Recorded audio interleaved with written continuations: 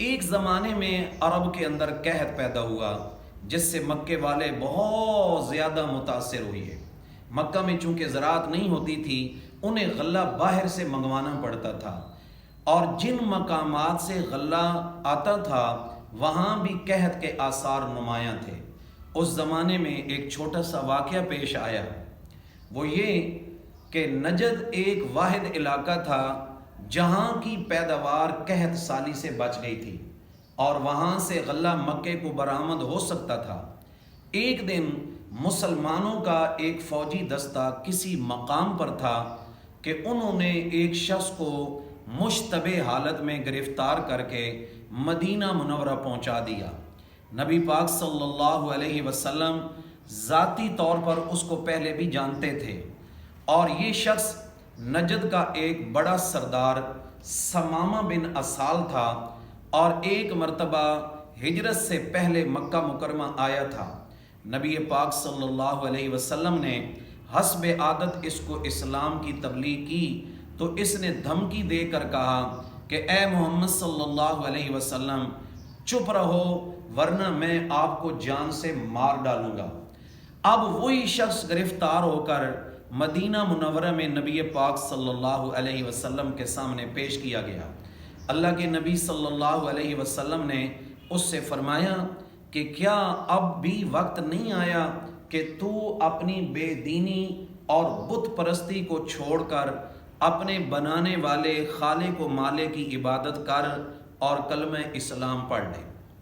اس نے کہا اے محمد صلی اللہ علیہ وسلم، اگر آپ کو مال کی ضرورت ہے تو فدیے کے طور پر میرے پاس مال بہت زیادہ ہے، لیکن اگر آپ مجھے قتل کرنا چاہتے ہیں تو میں اس کا بھی مستحق ہوں۔ نبی پاک صلی اللہ علیہ وسلم نے حکم دیا کہ اس شخص کو مسجد میں ایک ستون کے ساتھ باندھ دو تاکہ دن بھر یہ ہماری عام زندگی کو دیکھے اور ہماری نمازوں اور ہماری عبادات کا مشاہدہ کرے۔ اسے کھلایا پلایا بھی جاتا تھا، چنانچہ لکھا ہے کہ وہ ایک آدمی 10 آدمیوں کے برابر خوراک کھاتا تھا، لیکن اس کو پورا کھانا دیا جاتا تھا۔ ظاہر بات ہے انسانی ضرورتوں کے لیے اسے چھوڑا بھی جاتا ہوگا، پھر واپس لا کر اسے باندھ دیتے تھے۔ پھر ہر نماز کے وقت نبی پاک صلی اللہ علیہ وسلم اس کے پاس سے گزرتے اور اسے کہتے کہ بتاؤ اسلام قبول کرو گے؟ تو آگے سے یہی جواب دیتا کہ اگر فدیہ مانگتے ہو تو لے لو، قتل کرنا چاہتے ہو تو بے شک قتل کر دو۔